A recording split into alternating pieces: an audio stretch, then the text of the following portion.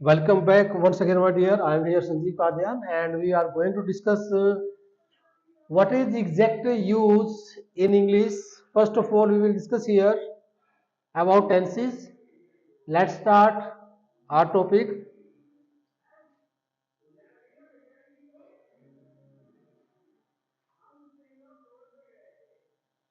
तो last classes में हमने कुछ डिस्कशन किया था पास्ट इंडेफिनिट टेंसेस पर, और आज हम डिस्कस करते हैं नेक्स्ट टेंसेस पर।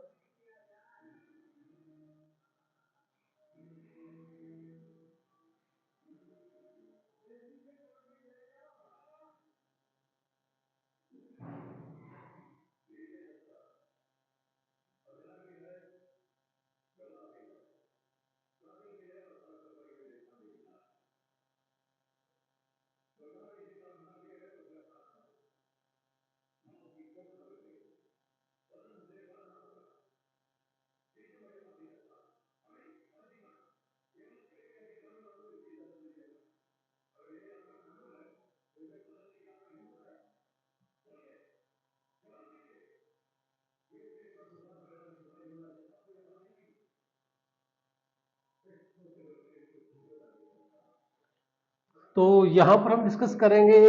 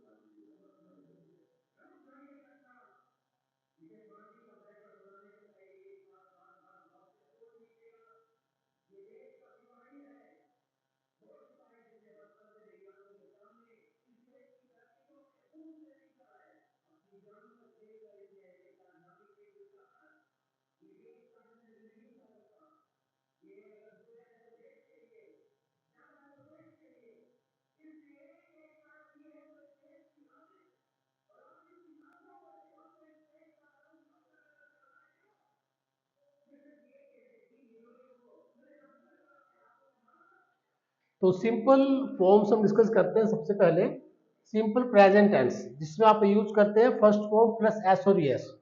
इन the second tense simple past tense use करेंगे second form, and simple future tense use करेंगे विल शैल प्लस वर्ब की first form.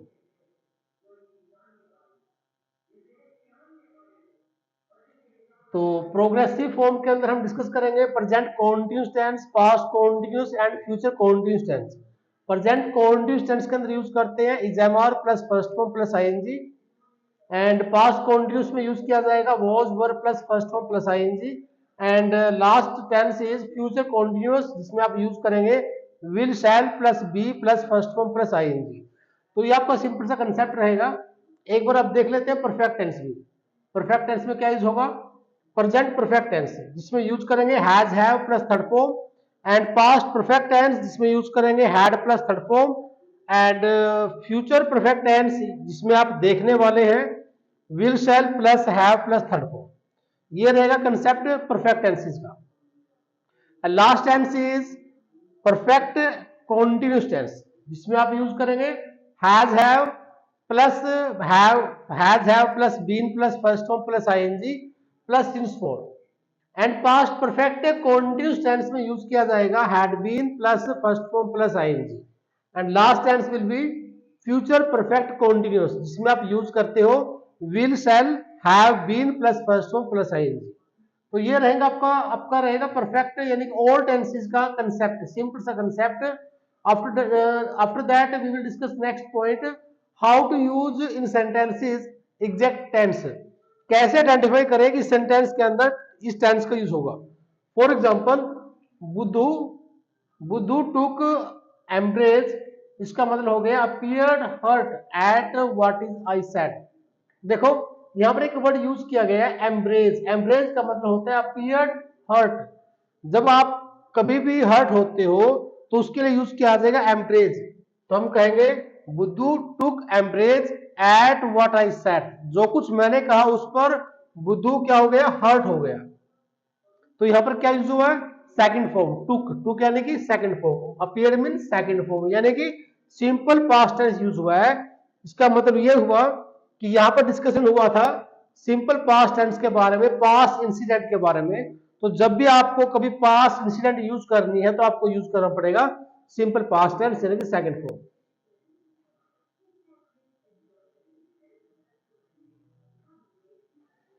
If there was a grain of truth to your statement, I would trust you.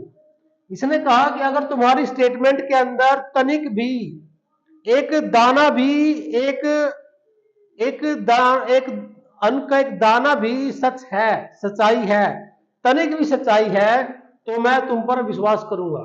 If there was a grain of truth to your statement, अगर तुम्हारी statement में तनिक भी सच्चाई होती तो मैं तुम्हारी बात पर ट्रस्ट करता। तो यहां पर ग्रेन ऑफ ट्रूथ का मतलब हो गया सच्चाई का एक बिल्कुल तनिक भी, थोड़ी सी सच्चाई का होने के लिए यूज किया जाएगा ग्रेन ऑफ। ग्रेन का वैसे एग्जैक्ट मतलब होता है अनाज, अनाज के लिए, दाने के लिए यूज किया जाता है। परफेक्ट टेंस यूज कहां किया जाएगा? Unspecified point of time. Perfect tense use होगा जहां पर अनस्पेसिफाइड टाइम है। Like I have been to Agra 3 times, मैं आगरा 3 बार जा चुका हूं, ये स्पेसिफाइड टाइम है। तो आई वेंट टू आगरा इन 2005। यहां पर देखो, यहां पर लिखा है कि मैं 2005 में आगरा गया, ये स्पेसिफाइड टाइम है। जब भी स्पेसिफाइड टाइम होता है तो हमें यूज करना होगा सेकंड फॉर्म यानी कि सिंपल पास्ट टेंस, और जब भी अनस्पेसिफाइड टाइम होगा तो हमें यूज करना होगा like this, I have been to Agra 3 times.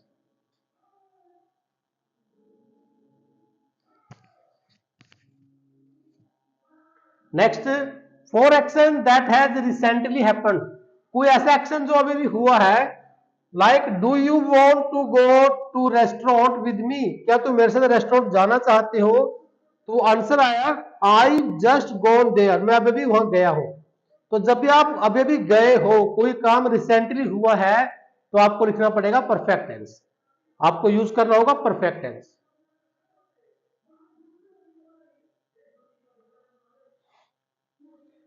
Past perfect tense का यूज कहां पर करेंगे? तो आप कहेंगे sir to show an action that happened before something else in the past. ये पास्ट में कुछ हुआ उसको दिखाने के लिए यूज किया जाएगा past perfect tense. Like she stayed up all night, वह सारी रात जागती रही, because she had received a bad news, क्योंकि उसको बुरी खबर मिली। तो वह जागती रही कब? जब उसको बुरी खबर मिली। तो इसने कहा कि एक ऐसा एक्शन जो पहले हो चुका है, कि पास्ट में किसी इंसिडेंट से पहले, तो ये जो पर्सन है जागता रहा कब? जब उसको ये खबर मिली। तो जो पहला एक्शन हुआ उसके लिए हमने यूज किया यहां पर had plus third form.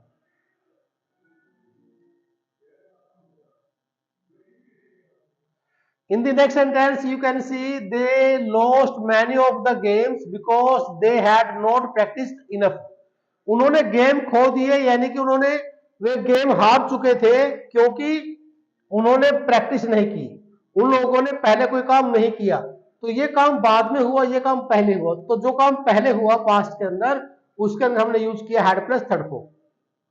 Next is uncle had studied Italian before he move to Rome, यानी कि रोम जाने से पहले अंकुल ने इटालियन लैंग्वेज को स्टडी किया। यानी कि जो काम पहले हुआ पास्ट के अंदर, जो एक्शन पहले हुआ उसके अंदर आप यूज करेंगे पास्ट परफेक्ट टेंस, और जो सेकंड हुआ, जो रिएक्शन हुई, जो रिजल्ट हुआ, उसमें आप यूज करेंगे सेकंड फॉर्म। लाइक मूव्ड, यानी रोम वो बाद में गया, पहले उसने क्या किया? इटालियन लैंग्वेज को स्टडी किया। तो ये काम पहले हुआ पास्ट में। तो पास्ट का कोई ऐसा एक्शन जो कंप्लीट हो चुका है पास्ट के अंदर, उसमें आप यूज करेंगे हैड प्लस थर्ड फॉर्म। चलिए थर्ड सेंटेंस देखते हैं। Sam had wanted to see a movie but he did not have money for the ticket at that time. अब देखो, उसके पास पैसा नहीं था, ये दूसरा एक्शन है। पैसा नहीं था लेकिन देखना चाहता था, ये काम पहले का है। जो काम पहले हुआ पास्ट के अंदर तो पास्ट परफेक्ट टेंस आएगा, और जो काम दूसरा है, जो रिजल्ट है, वहां पर आपका सेकंड फॉर्म आएगा like this.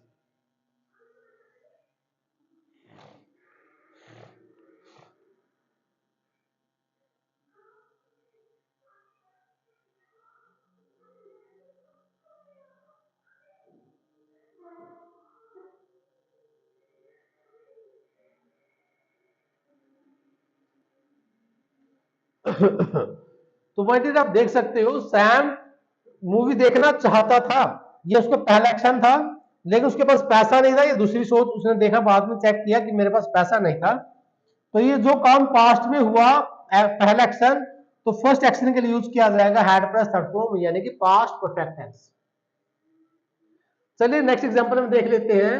The plane had left by the time I go to the airport, यानी कि जब मैं एयरपोर्ट पहुंचा, तो जब मैं एयरपोर्ट पहुंचा तो प्लेन पहले जा चुका था। तो प्लेन जाने का काम मतलब हुआ, पहला काम एयरपोर्ट से प्लेन टेक ऑफ कर चुका था। तो जो काम पहले हुआ तो हैड प्लस थर्ड फॉर्म, और in the second clause second form, like this plane had left, तो ये had plus third form past perfect tense, और गोट यानी कि second form past indefinite. Like Rajan had written an email before I apologized. यानी मेरी माफी मांगने से पहले राजन ने एक ईमेल लिखी थी। तो माफी मांगी उसने बाद में, लेकिन उसने उससे पहले पत्र लिखा था। तो आप कहेंगे राजन हैड प्लस थर्ड फॉर्म, यानी कि राजन हैड परफेक्ट टेंस यूज किया जा रहा है, हैड प्लस थर्ड फॉर्म।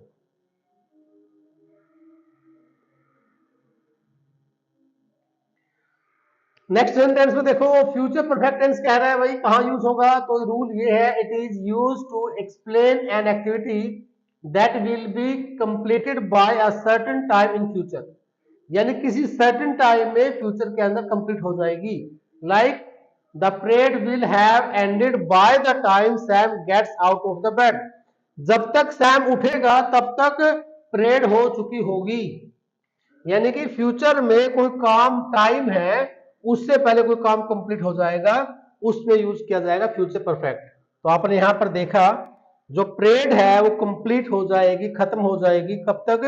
जब तक सैम बेड से उठेगा।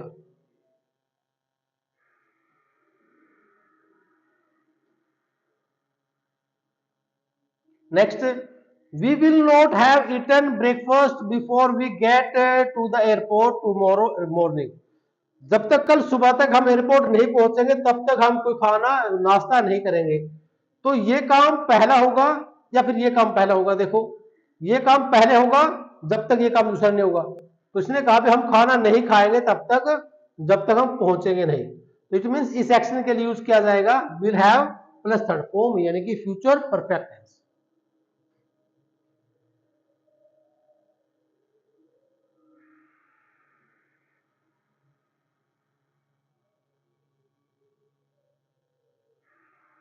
तो ये थे कुछ आपके टेंसेस। इसके साथ साथ एक कुछ पॉइंट मैं आपको समझाना चाहूंगा, इसके साथ कुछ एग्जांपल्स हैं।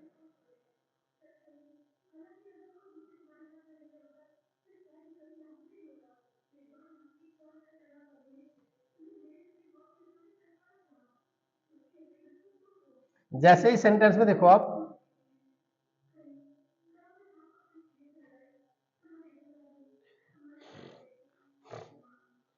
जैसे आप यहां पर देख पा रहे हो,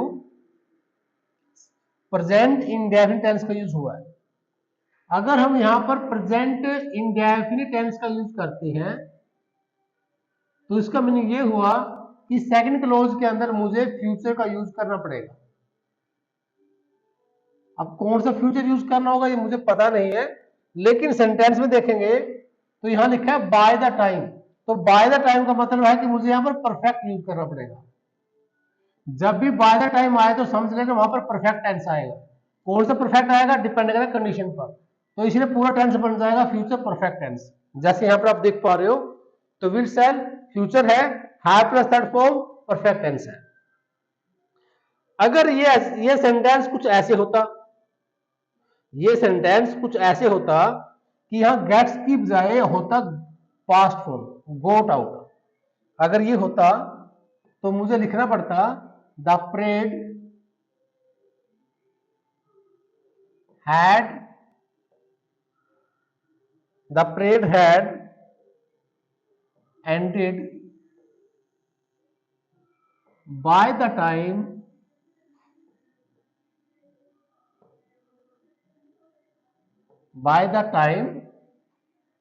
Sam got out of bed, got out of bed।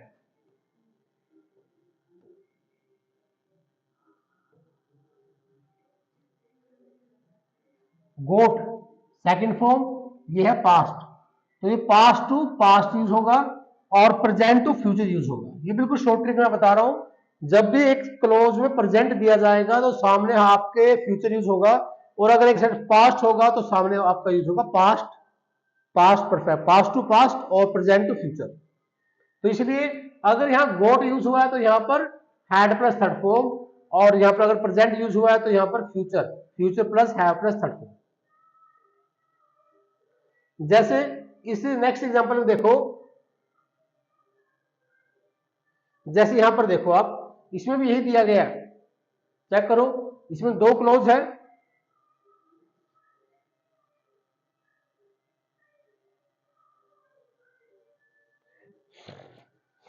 है ना। यहां पर देखो गेट आउट लिखा है, गेट टू द एयरपोर्ट, तो अगर ये प्रेजेंट है तो मुझे यहां पर यूज करना पड़ेगा फ्यूचर, अगर यहां प्रेजेंट है तो यहां यूज करना पड़ेगा फ्यूचर। अब फ्यूचर कौन सा यूज होगा मुझे पता नहीं है, लेकिन यहां लिखा है बिफोर, बिफोर का मतलब है कोई काम पहले परफेक्ट हो चुका है, और परफेक्ट हो चुका है तो इसीलिए मुझे यूज करना पड़ेगा फ्यूचर परफेक्ट टेंस, इसलिए यहां पर फ्यूचर परफेक्ट टेंस यूज हुआ है। बाय द वे, अगर ये गेट की वजह होता गोट, तो गोट का मतलब हो गया पास्ट, अगर यहां पर पास्ट है तो फिर मुझे यहां पर भी पास्ट यूज करना पड़ेगा, उस केस में बिफोर के अकॉर्डिंग परफेक्ट आएगा तो पूरा टेंस बन जाएगा पास्ट परफेक्ट टेंस। फिर मेरा आंसर क्या होगा, we had not eaten breakfast before we go to the airport tomorrow morning, फिर आपका ये बनेगा। चलिए, तो इसके साथ ही पॉइंट क्लियर हो चुका है, कोई डाउट नहीं होना चाहिए, लेकिन बाय द फिर कोई डाउट है तो आप पूछिए माय डियर। बहुत इंपॉर्टेंट कंसेप्ट है, कैसे आप आइडेंटिफाई करते हैं सेंटेंस में कि राइट टेंस क्या यूज होगा, क्योंकि सारी कंडीशन समय के अकॉर्डिंग है, किसी को कुछ नहीं आता, सिर्फ सभी का समय आता है, और जब किसी का समय आता है तो उसको सब कुछ आता है। इसका मीनिंग ये बनता है कि आपको सिर्फ प्रैक्टिस पर विश्वास करना है, प्रैक्टिस करते रहिए, आपको रिजल्ट डेफिनेटली मिलेगा। प्रैक्टिस करेंगे, रिजल्ट आपको उस एफर्ट के अकॉर्डिंग, उस प्रैक्टिस के अकॉर्डिंग मिलेगा, जिस प्रैक्टिस को, जिस एफर्ट को आप जिस प्रोपोर्शन में लगा रहे हैं। तो अपने प्रोपोर्शन को, अपने रेशो को, अपने पार्ट को बढ़ाइए, एफर्ट को बढ़ाइए, रिजल्ट आपको अच्छा लेवल पे मिलने वाला है।